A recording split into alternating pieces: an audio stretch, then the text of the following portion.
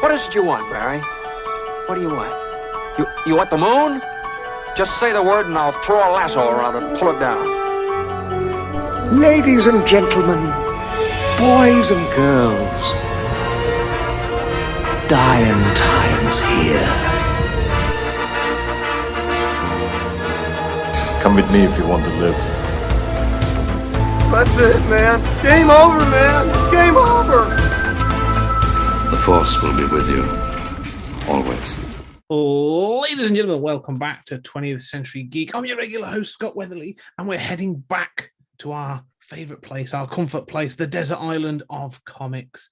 We're going to be talking about some different comics today, and I'll bring on a different guest every time to talk about these. In this episode, I am joined by the phenomenal Tonya Todd, a friend from Comics in Motion group community. You know, I don't want to call it cult, maybe. Community makes sense. Yeah. Tonya, how are you doing? You okay? I am wonderful and excited to talk about stories. Yes, and some great stories you chose today. I think you're a bit of a. I'm trying to think. Are you a twofer? You are actually a twofer. You actually have got two sort of. I think because it's all been a bit of a sausage fest on the comic book island for a long time. So you are the first female inhabitant. You've joined us, the first woman to join us on the island, and you're also bringing the first Kickstarter comic as well. So the first independent sort of comic. So it's very exciting today. So I shall turn to you. What 3 comics are you bringing to the desert island?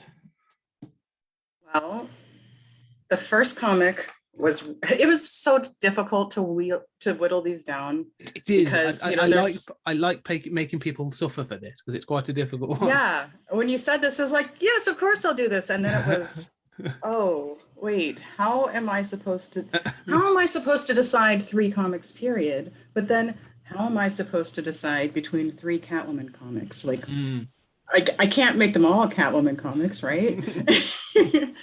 So how am I supposed to determine which one I'm choosing? Because do I want to go with the most amazing story? Do I want to go with the most amazing drawings?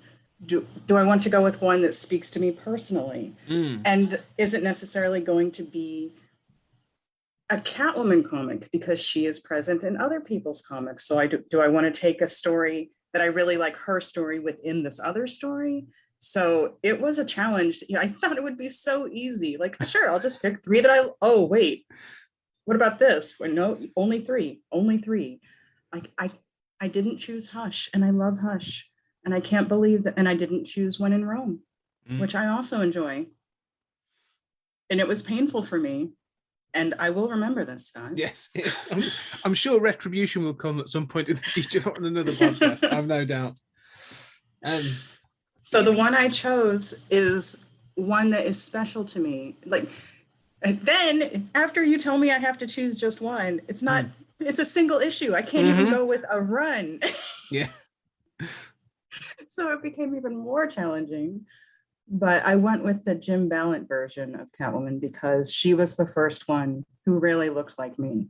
And I've struggled finding characters who look like me on screen and in print for almost my entire life. I mean, it's different now. You're finally starting to see different variations of people represented, but it was not always like that. And it would be like, oh, look, there's one, and that should be it. You have your one. You know? There you go. There's your corner. Be happy. Right. See? Yeah. Exactly. Because everyone with your color skin has the same kind of personality. And there you are. Your one story is represented. And, this is still a white Catwoman, but she is not the usual teeny tiny breakable looking Catwoman. She is far more tall and curvy and powerful. And she has a mop of dark black curly hair, and it's, hey, that's me. Yeah.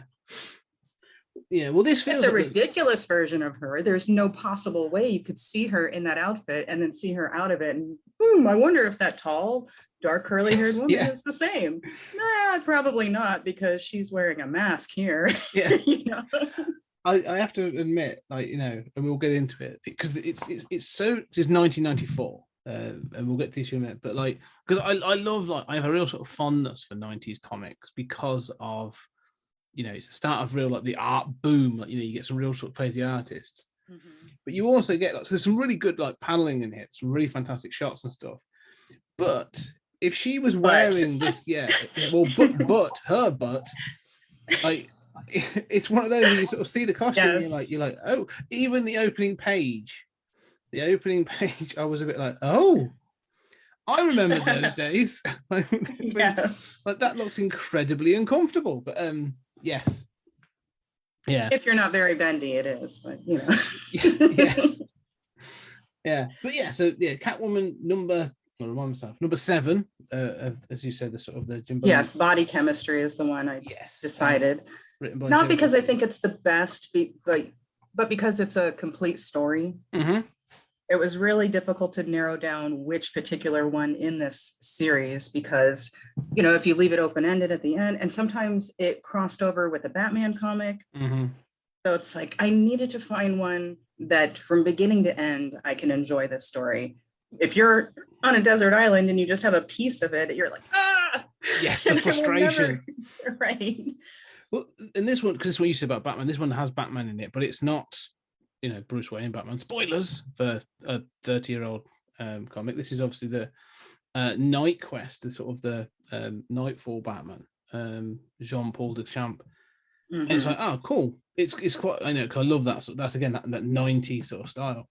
But she owns it in this. Like, she literally, like, she owns Batman as well. Like, she like proper. She knows it's not him. You're like, that is not my Batman. Hashtag not my Batman before hashtags, right? Yeah, even before that. Yeah, even before Twitter, it's like Catwoman's like hashtag not my Batman. Yeah, like, she's power. She, like you said, like, about being sort of strong and powerful in this. Like, one of the things I was interested in this, and I think she's always been. I won't say like mischievous, but she's always been sort of like independent. But I can definitely see this iteration of Batman, this iteration of Catwoman, sorry, has influenced and stuck around to now. Right. Like this is the version where they hit that mark and they're like, oh, now we get it. This is what she'll be like for sort of like the next. Right. And I'm fairly certain it was Michelle Pfeiffer's Catwoman that led to this because she was so popular in the movie. Then we had the animated series, and then they're like, let's finally give her a decent comic book run where she is not just part of Batman's world. He is part of her world. Yes. And only sometimes. Yes. And like I say, she goes off and she's got her own sort of like connections and friends. Like, she seems to have her own sort of relationship with the police. Like, I like the fact that there's world building in this. Like you say. And I also like the fact that she's clearly not. You know, they could have gone down a certain route, and I don't know, just making her another sort of generic, hero, or given her. They could have given her the full redemption and then made her thing. But like, even in this, it's still sort of like, I'm going to do good, but like, I'm going to do it my way. I'm going to, yeah. And even then, the temptation to do other things is still going to be there. And if you think about it, there are parallels to the Dark Knight in this, in that she's doing all of these heroic things, but she's getting blamed for everything. Yes. Yeah, well, she's literally been hunted by both Batman and the police. So, this right. I mean, the story's about, and it's the 90s, so this is sort of the start of eco-awareness as well, sort of like, right. And I love that version of her. I love that she is an activist, because that's it's hard to say, am I an activist because of her? I don't think so. I think we just connected in caring about things and using that power for, by any means necessary to achieve good goals. Yeah. Well, it is. I mean, the activism and stuff in this is it's around like, say, eco-activism. I mean, she talks about sort of saving the rainforest and saving animals, and there's all that as well. But like you said, the book in and of itself, and her character and how she stands up and sort of is treated, is a sort of subtle feminist activism. The book in and of itself, like, yes, this is on the shelf, and it's just like, we almost like, we dare you, comic book fans, to, you male comic book fans, to sort of find something you don't like about this, because she has the attitude, like, it's one of those weird ones. She's cool. The art's actually is actually really good. She's got the attitude. She's cool. Like, she is that the cool sort of like anti-hero. Do you think anti-heroes too? Yeah, she's definitely an anti-hero. Yeah. So she's got all the sort of, like, she ticks all the boxes for what the 90s wanted. Yet she's still sort of a strong, powerful woman. So it's almost like that temptation of like, go on, I dare you to not like this. Right. Now, I will admit that in some of the other, one of the things that helped me whittle it down to this particular one is there were moments in some of the other issues that are just like, oh, that's not okay. Like, that is not a thing that is okay to say. Like, she has a thought that in a different one where, oh, I'm walking down here at night, I'm just asking for it. That's not a thought that should be happening in comics. And granted, she is planting herself to be attacked, but that's I still don't think it's a very healthy frame of mind, but it is what people used to say. They used to put and they still do, they put the onus of not being attacked on women and not on the attackers. Like, don't I couldn't help myself. She was asking for it. She was right. Did you see how she looked? I can't control myself. I have no agency over my body, Yeah. I don't think, I'm trying to think, there's nothing particularly like that in this, because I think it's clearly focusing on the eco-activism. Yeah. However, I would say, and we sort of alluded to it, the costume she's wearing, and this is sort of pretty. So there was a period. Well, there was almost a moment, I think, and I think it was sort of the Batgirl, the Burnside sort of Batgirl. Probably a little bit before that as well. There's others, but this thing of sort of like, just because they have boobs doesn't mean everything has to be sort of like orbs all over the place. Right. Yeah, and this is an unrealistic costume, and she has an unrealistic body. It's physics. You can't do these things if you're built like that. You cannot do that kind of backflip without punching yourself in the face with your breasts. Yes. It's just not possible. You would hurt yourself. You would break your own back just bending that way. Yeah. However, it's fun to look at, right? Yeah. It's it's again, and I'm going to put it out there. It's titillation, and she does look great. But there is that thing at times, and even as a bloke, you're like, I feel strange because this is why is this? It's a drawing. This is right. This is wrong. Yeah, but Robin Hood was wooing girls even in childhood, and he was a fox. So that's true. But that was all about the accent. Yeah, it's a very good point. But yeah, no, I thought it's a pretty strong issue. The one thing I thought was odd, and it's a sort of a thing from, I think, a sort of a fall over from the 80s. Although this sort of raises activism, for eco-activism and stuff, and she has her friends that are helping her, and she has the professor, the scientist guy, and there's this sort of thing about redemption, because it's that sort of the Oppenheimer sort of thing of like, accidentally creating the thing that's going to be ultimately destructive. Right. But then you do get these two sort of like activists that are going to bomb or attack this convention. This conference. Right, they're going to kill a bunch of people in the name of saving lives of animals. Yeah. Okay. Yeah, exactly. And there's this sort of like, they're drawn like punks, and they're sort of like gang members, and I'm just like, I don't know, that's the one bit to me that felt like a bit of an anachronism, where I'm like, yeah, they feel like very much, like, yes, we want to pass a good message, but do you know what? Some of these people are still bad. And it's like, yeah, all right, fair enough. It's extreme extremists, Exactly, yes, the most extreme of extremists. That's the thing. But yeah, and they were idiotic too. It's like, if you're going to do that, make them smart and terrifying. Like, oh, they're extremists, but they're also really intelligent, so you're worried. Yes, make them look a legit threat, I think, needs to be the sort of the case. Because yeah, you're right. They're a bit like they're like a comedy duo, aren't they? Sort of like it's they are sort and of, they're not that funny. No, No, there's sort of the one part of it that was a bit like, oh yeah, all right. You need to be there to sort of propel the plot, but you're not really giving anything. Other bits are working better. I like the art on the Batman. I think he looks, it was interesting. This 90s, the Nightfall Batman. And I like the fact she stands up to him as well, which is kind of cool. Yeah. She's not worried. No, not at all. Like she knows he's okay. You're not my Batman, but I can still take you. And yes, yeah. And it ends on one of my sort of like. I like the fact at the end of it that Gordon, Commissioner Gordon, is like literally laughing at Batman.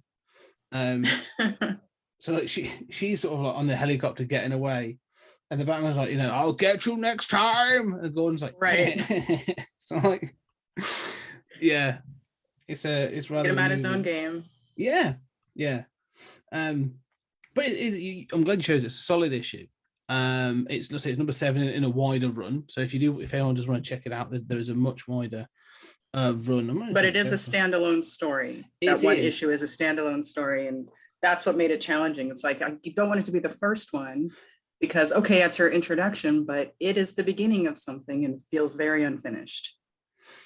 Yes, and you said that when this was in, it feels like to me, like say if you were to release this is I can imagine this being in the first volume and finishing off the first volume. So that's how many guys. So, oh wow, it was a pretty long run. And they were already out by the time I knew of them. They were gifted to me as like a collection. Wow. So I actually don't remember when it came out. But this runs to 94 issues. So it's a long run. It is a long run. And it's before her practical costumes where she had gadgets and you're like, yes, it would make sense that you could do these things in this outfit. Yes. Yeah. I miss the ridiculous outfits a little bit, if I'm perfectly honest. Like, the practical ones that seem to have seeped in today where people are like, I'm wearing armor. And you're like, really? How boring.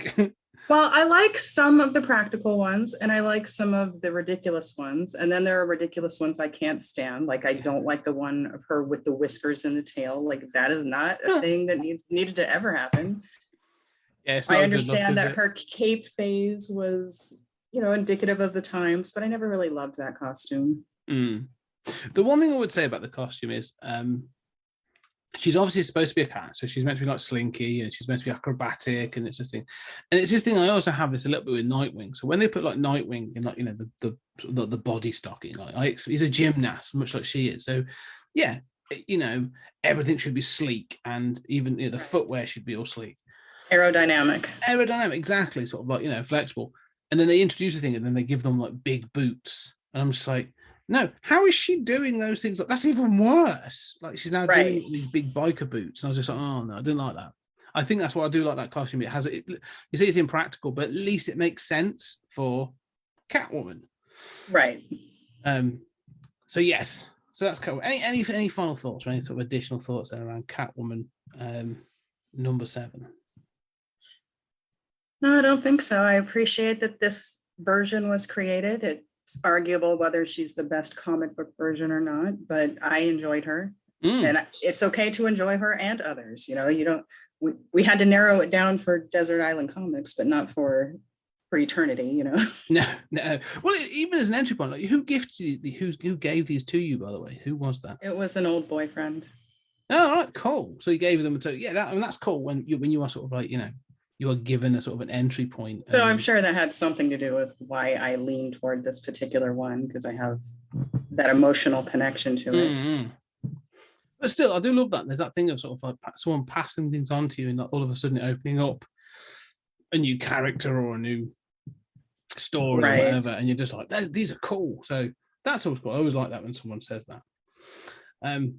Okay, moving on then. Let's move on then to your second choice. Now this one's a volume 1, so I've let this one go because it's an 86 issue thing. So I wasn't able to read this one, so you're gonna have to explain. I know what it is, but you're gonna have to explain this one a little bit for the viewer. So it is Sunstone from 2014. Yes, and here's the thing. Again, you made it so challenging to come up with 3. Batman and Loki are 2 of my character crushes, okay? Mm. I don't have a Batman or a Loki title on here. There's a Loki comic where he kidnaps Storm to be his queen. That was almost on this list. Yes. But it really had so much to do with the Young Avengers and not enough about Storm or Loki that, I mean, they're definitely a part of it. Mm. So I needed my choices to have far more to do with the characters that are drawing me to them.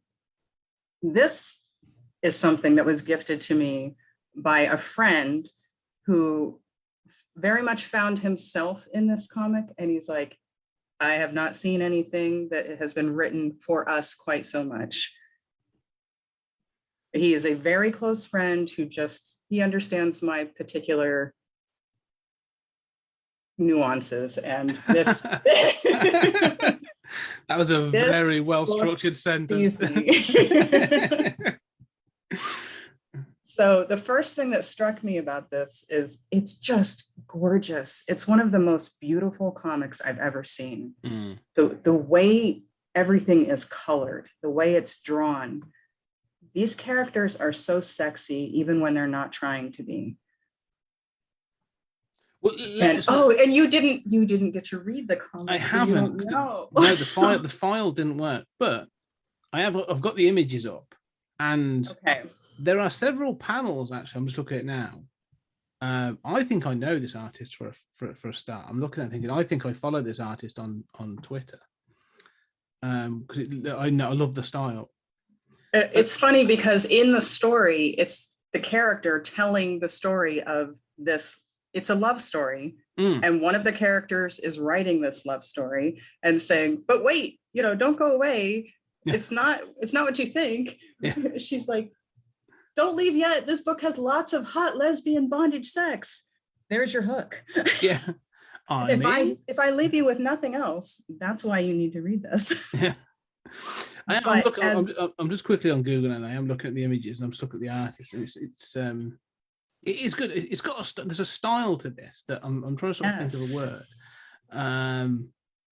Look at the panels. Like the panels are gorgeous. There's this one where it's a corset is the center of the page, but on the corset there are bits of the story. So they have these mini panels all along each side of the corset. So the left side and the right side, and one of the characters' story is on one side and the other character's story is on the other side. And so they're just kind of giving you a very quick backstory of how these characters met in a few gorgeous panels. And it doesn't feel like, oh no, we have to trek through the backstory. Here's the boring part. None of it is boring. I'm going to bring up the artist. The panel. There's a sort of you talked about it sort of when I was about Catwoman, like a sleekness, but there's like it's something that sort of I always think it's. So we're going to try and get this. I can't even pronounce the name. Stepan Civic. Yeah, he's not. I don't know where he's from. Yeah, it looks sort of Eastern European, maybe. I have to look at that. The art is very, very stylized. Not very, very stylized. Sorry, it's that thing of like all the proportions. Like nothing is exaggerated. Like it looks proportionate. Like it's a genuine, right. But it has that element of cartoonishness that sort of doesn't. So it's not boring. Do you know what I mean? Like it's quirky. Quirky is a good. Yeah, it's just left of sort of like looking to be realistic, and so like it's that. Realistic proportions in the characters, and then they'll have a smile that's just like, ooh, yes, exactly. And it's just a smile, like they're just, this person is just standing there thinking about something, but just that little quirk of the lips, and you're like, okay, that little thing is hot. And that is the way people can be, where they're just sitting there, and there's just this tiny little element of their facial expression. And that's all it takes to draw you in, and you want to be around that. Yeah, exactly. It's one of those artists, actually, and I've just been looking through the panels, but like, I don't say imperfections because it's not, because the art is so good. That's the wrong sort of term, but it's that thing of quirks, as you say, where like you accentuate something and it makes the character it gives the character and depth and sort of like a personality. and but all you're doing is looking like a 2D image, but you're thinking like, no, Right. it's adding something to it. It's adding to the story, the dialogue, and that sort of thing. So it's that kind of art that I actually really enjoy. So it's just visually pleasing, and it's stunning on some pages because they do things with the curves on the page. So it's not just the characters' curves. It's the paneling as well. Right, the paneling and the way that they sweep the story across the other elements, and so many mirror images where it's like, okay, this character is going through this and this character is going through this, and they're dealing with anxieties that everyone has to get through in order to have a healthy relationship. But in this case, one of them is having their first lesbian relationship, and it just happens to be their first, well, for one of the characters, it's not the first, and I'm trying not to ruin it for people. But one of them has never been in a submissive, like a real submissive position. Right. She has enjoyed it. She has fantasized about it. They have talked. Very quickly, it shows you, the story of them interacting online. And then we get to how they met and how their experience went when they first met, and how they are both going through anxieties because it's the first time they're meeting in person. And so it's so relatable when you're dealing with, oh my gosh, I hope I like this person. I hope they still like me, even though they're meeting me in person. What if I'm a disappointment to them? What if I say the wrong thing? What if they don't like the way I am portraying this character that we're using? It takes a lot of trust to build that kind of relationship. And when you're just meeting, it's hard to know, are we there yet? Yes. And so we get to watch them tiptoeing through the beginnings of the relationship to see, and this is just the first issue. But I think it's a very long issue as comics go. Yeah. But it sounds to me like you say that one of the things it's sort of like, you've obviously got, how relatable it is. Now, everything you're saying, I'm like, yeah, this is just, we've all been there, every relationship, straight or not or whatever, like there are even friendships that could build like that, don't they, where you're sort of right, like, yeah, we're building, but like, how far does this friendship go? Like, like, can I tell certain jokes, or can, what's acceptable and what's not? So I like those things when you see there's that trepidation in sort of something that's growing. Exactly. And there are intersections because there is the lesbian aspect of it. Neither one really thought they were a lesbian, but they are interested in a woman, and they're both women. So, okay, so I guess that's part of my personality. They are both very interested in bondage, and that is a whole different set of anxiety. And they're trying to walk through this together, trying to figure it out, trying to figure out themselves. Because and then dealing with their support systems, Yeah, well, yeah. Because one thing I say, it's also, I think I may not read it yet, but it's a comedy as well. Like, it's almost like a rom-com. It's sort of like, that sort of, not a rom-com, probably the wrong word, but like, there's a comedy element to it. It's supposed to be it's sort not of a rom-com. But is it like light-hearted sort of? This isn't sort of hard-hitting sort of like, it's not emotional heavy drama. No, it's not. It's not. I mean, there is drama to it, but it's not that forced. Yes. It feels like real anxieties that you would have. We have to create a forced situation to create tension between the characters. It's there's enough real life conflict that would cause tension that we're just going to show you what it would be like in these two particular situations. But then there's also the entertainment value of, this is just really fun to watch. It is so clever the way they incorporate. I don't want to ruin things for people.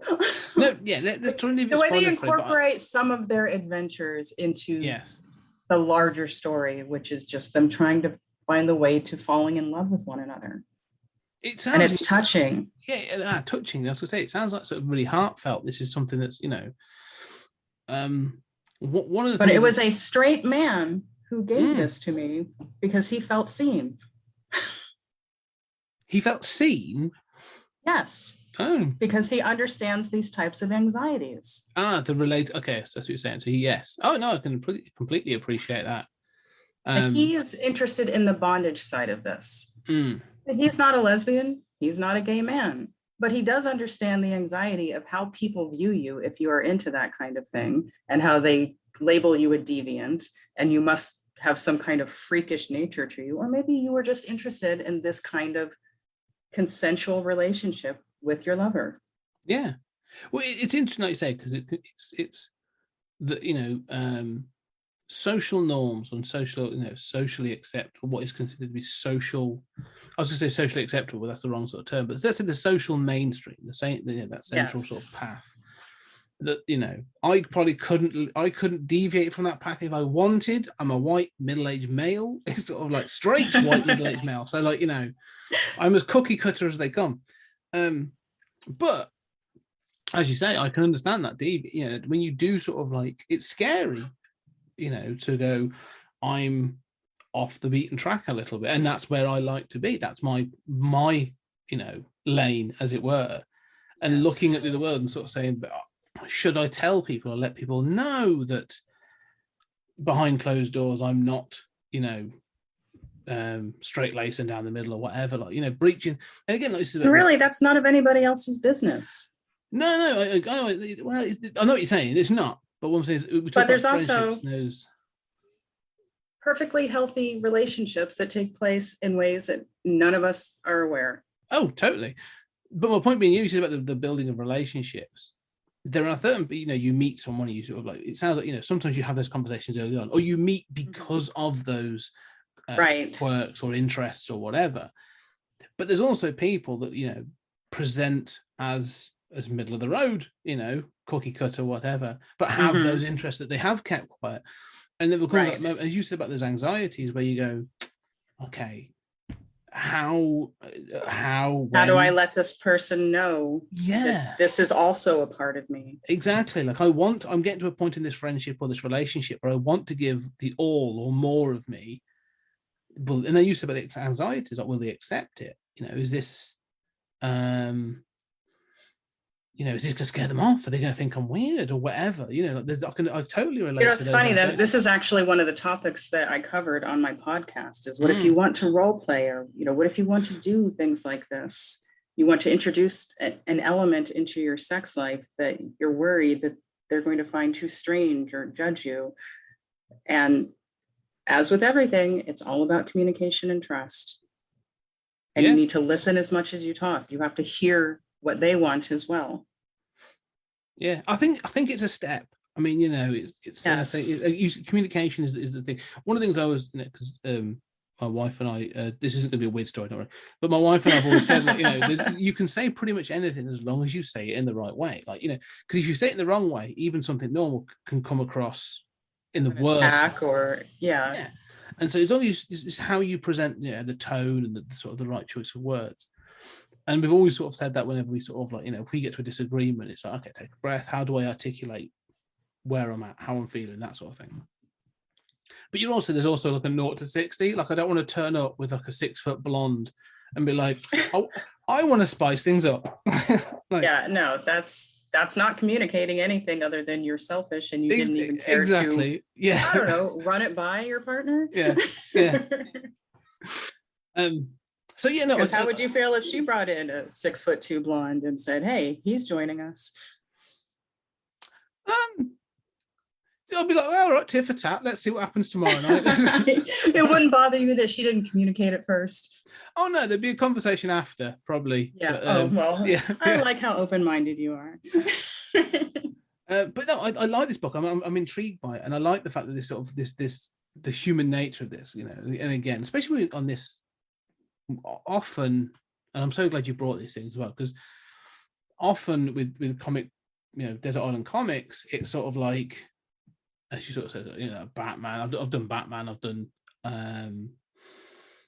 John Constantine, Hellblazer. We do those kinds of things. It's always like a lot of it's like superheroic or horror or whatever. So to talk about human interest is actually like kind of cool. It's really nice to have that as a thing and know that those comics are out there.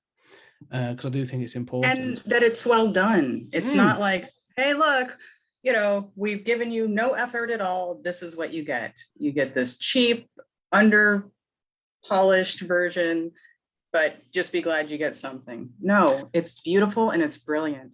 Yeah, and the thing is as well, because you talk about this has got the bondage element and that sort of thing, and it sounds like although looking at those images, It's not done for kink's sake, though. That's what I'm saying. It's not just done for titillation. It's not just sort of like side boob or like whatever. It's right. It sounds like this is all part of that story, and so It is. you are invested emotionally as well as sort of in the art. So it sounds like a well done book. I love it. I think that more people should read it just to open their minds to, hey, just because it's different from you doesn't mean it's not an actual person with feelings and anxieties. And people just have preconceived notions about others. And I think this would help you to get rid of some of them. Yeah, open up. Be willing to listen. What you said, I think I love the fact you said be willing to listen. That's right. Fantastic. And if you just appreciate artwork in comics, this is it. Like these drawings and the colors that are used, it's just stunning. Some of the panels are absolutely stunning. And I think this is the longest I ever read a comic. Like it took me forever to get through it because I just kept going back. I love Not that. because I didn't want to read it. I just kept going back. It's like, I'm not ready to move on. I want to absorb this. So much is happening. So much emotionally is happening in this story.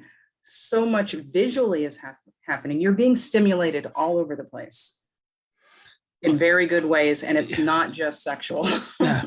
I love when that happens. I think whether it be a comic or a novel or whatever, like that thing when you're sort of like, I've put off reading, like I've got to like the last 30 or so pages and I've put off reading it because I'm like, right, I'm not ready for this to end. I don't want this to end yet. I'm still processing this. So yeah, it sounds like it's a real sort of, this is one to pick up. Just so for everybody listening, links for all of these are going to be down in the comments, but in the notes below. So if you do want to find this, there will be a way of doing that. Any final thoughts then for Sunstone? No. Thank you for being open to having this type of comic on your show. No, I'm always open to every comic. This is your choice. This is your coming to the desert island, bring in what you want. Final comic though is from 2021.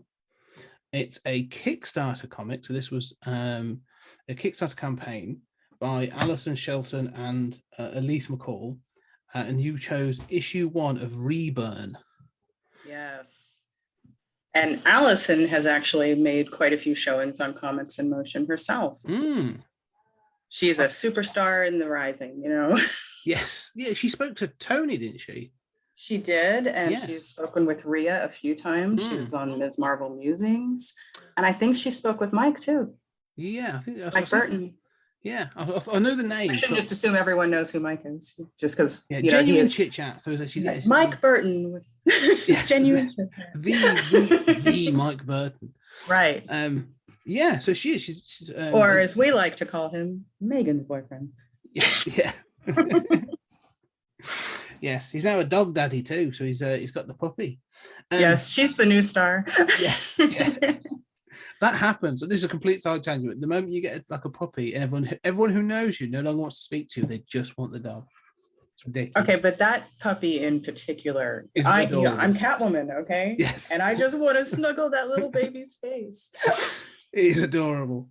Okay, back to the comic.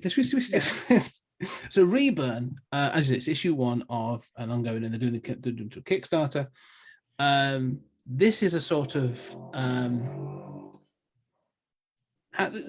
it's a mystery, this one, isn't it? It starts as a mystery. It's a sort of in a future dystopian one, like a future dystopia, and you are introduced to May, and she is this sort of character who, even by the end of issue 1, I'm still sort of like, I know some things, but like there's so just enough to make you need the next episode. Yeah.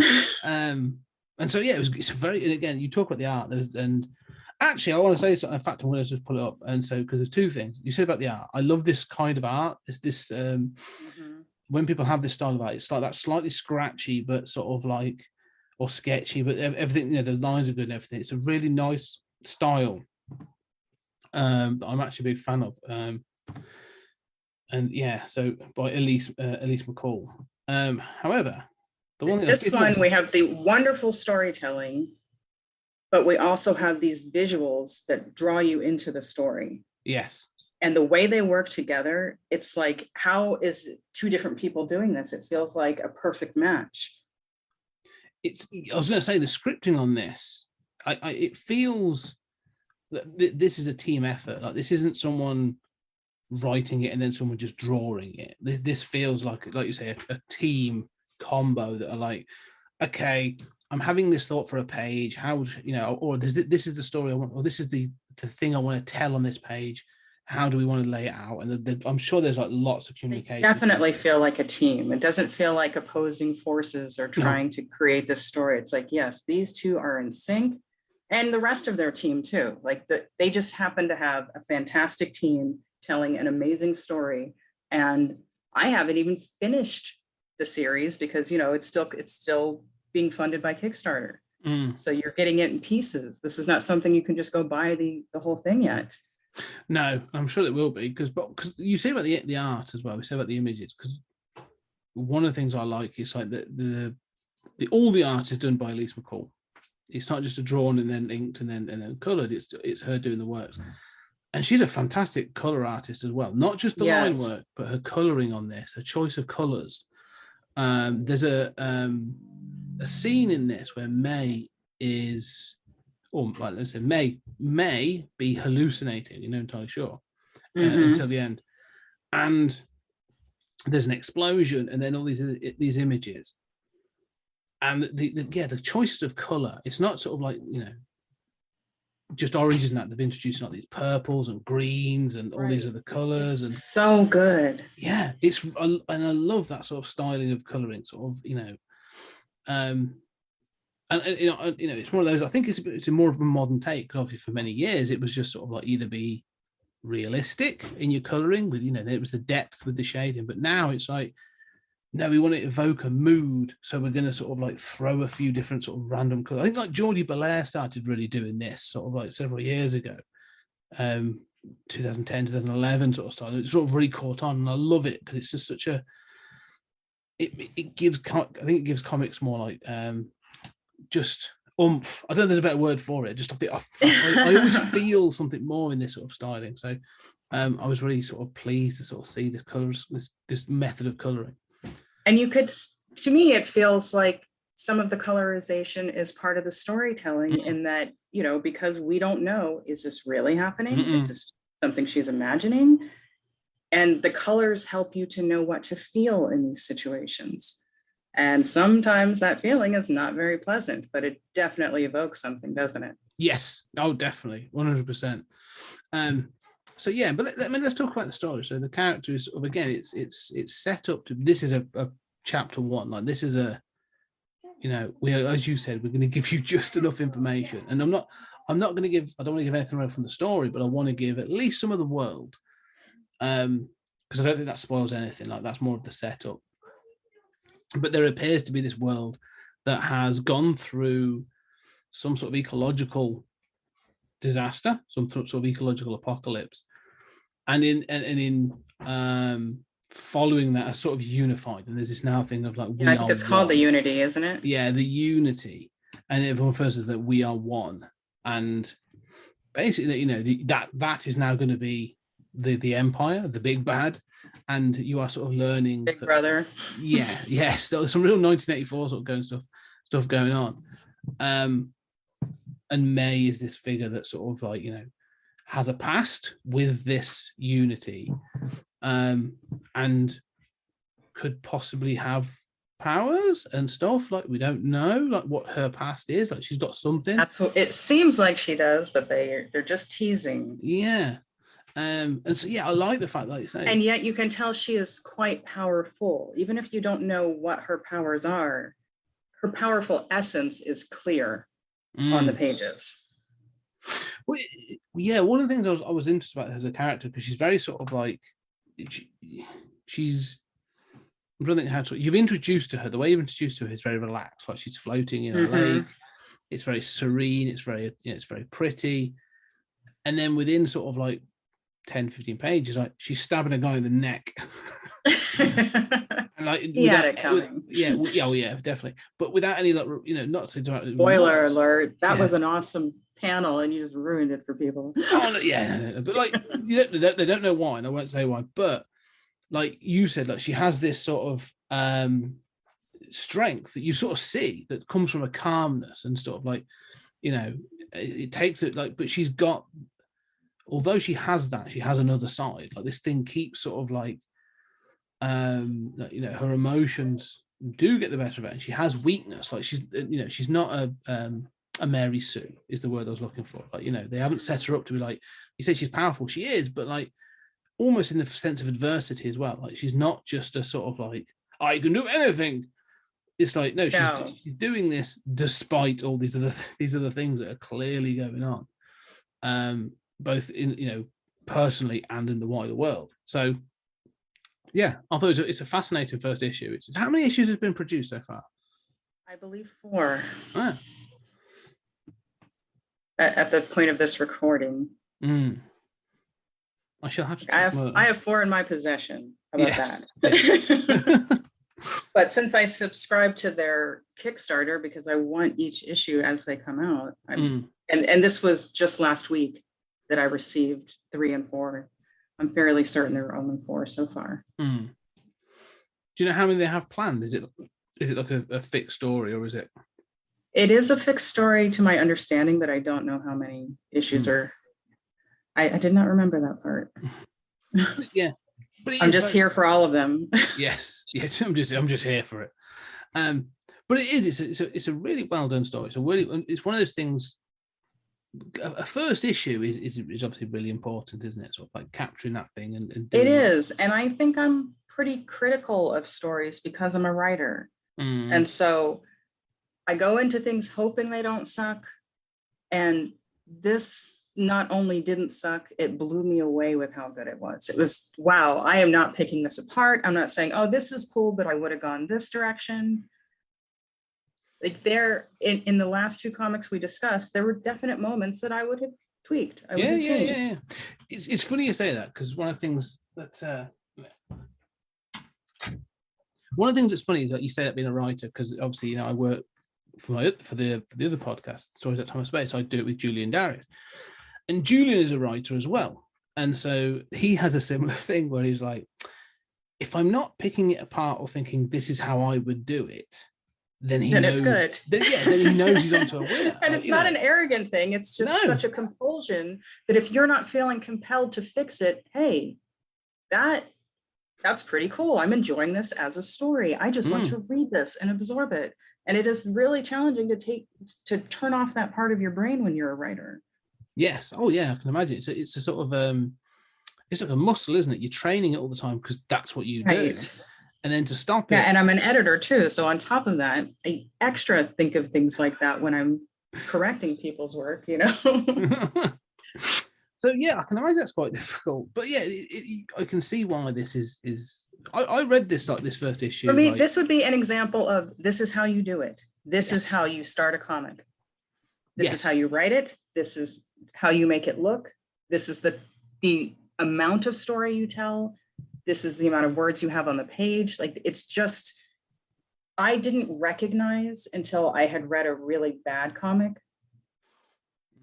what the difference was, because I've never put together a comic. It's not a skill that I have. And it's a very specific type of storytelling that I don't possess. And I happened to come across a bad one.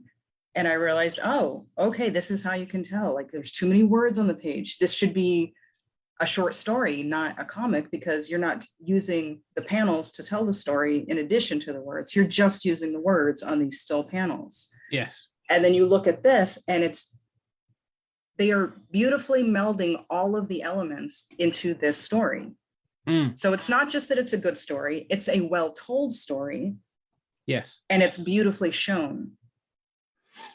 It really is. It's so well structured. It's that thing of breadcrumbing, isn't it? Sort of like at the start of the book, it's like, here's a little bit of information, here's a little bit more information, here's a little bit more information, and it creates these questions that just make you want more and more and more, and you just keep going. And that's why I say I don't know how many issues they have planned. I just know that I am here for every one of them. Yeah, because I'm hooked. I'm already hooked on this series, even though I haven't gotten that far into it yet because there are only 4 issues out.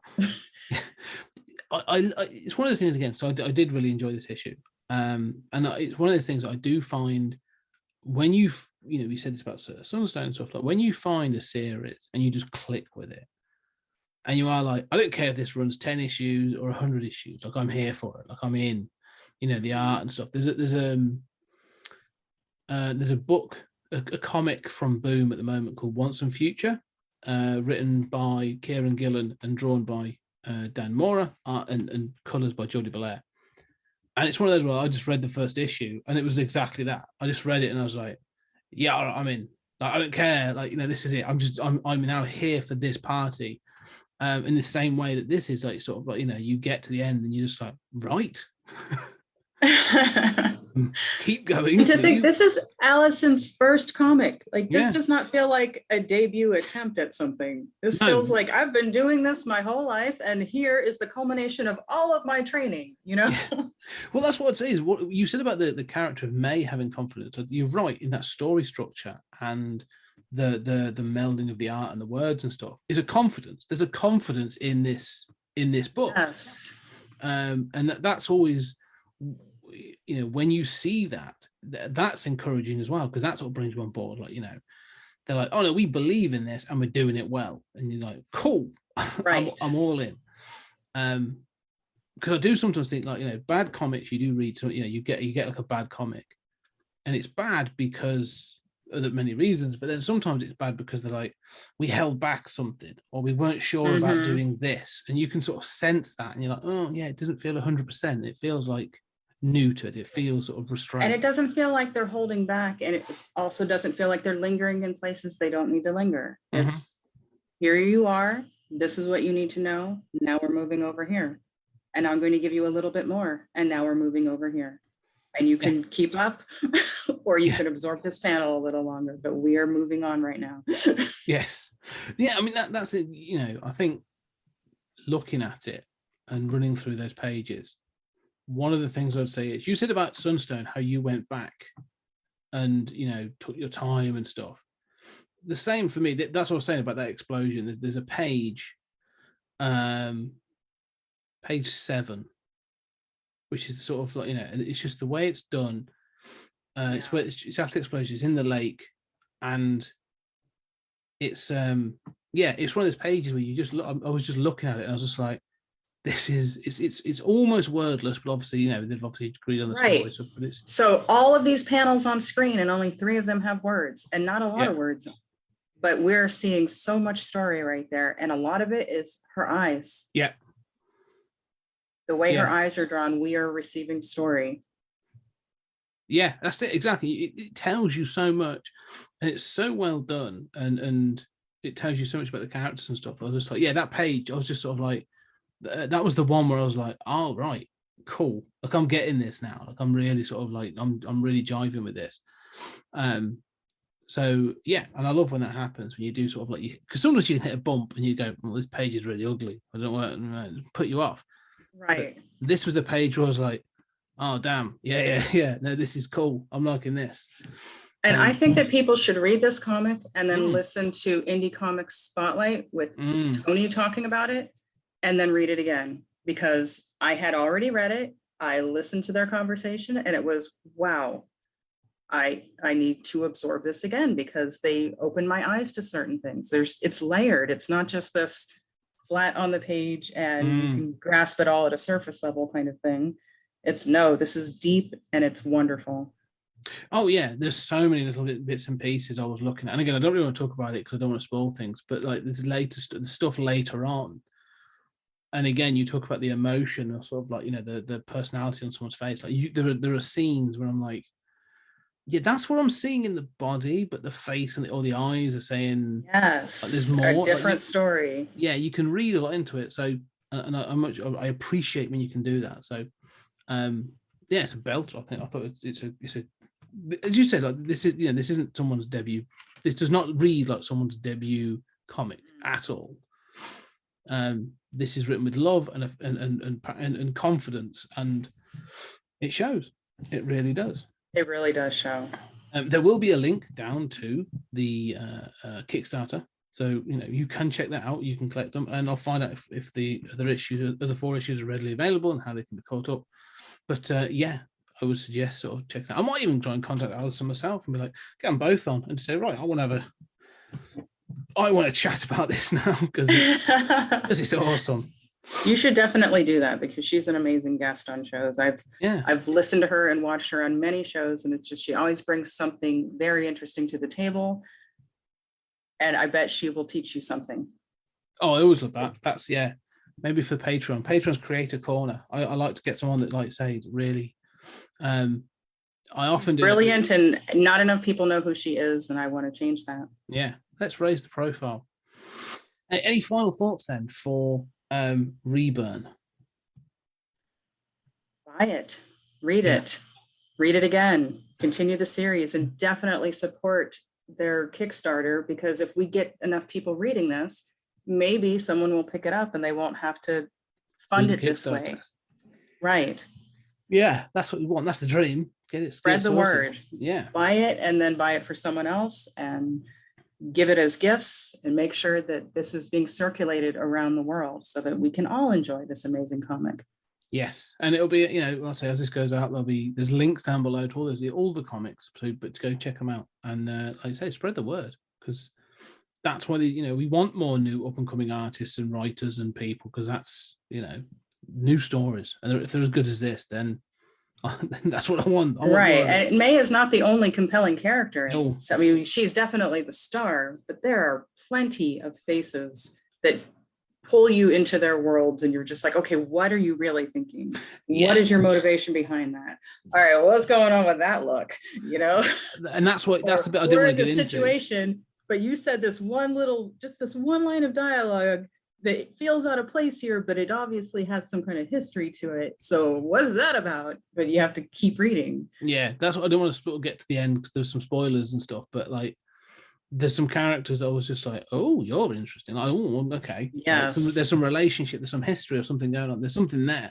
So, yes. So do. And you can tell that these are things that the storytellers knew going into it. Yeah. It's not, how you're reading something or you're watching something and you're like, oh, they're just coming up with this as they go along. Yeah. This doesn't tie at all with the first issue. You can feel the history that is already created in this one issue. Mm. But they don't feel the need to bore you with backstory.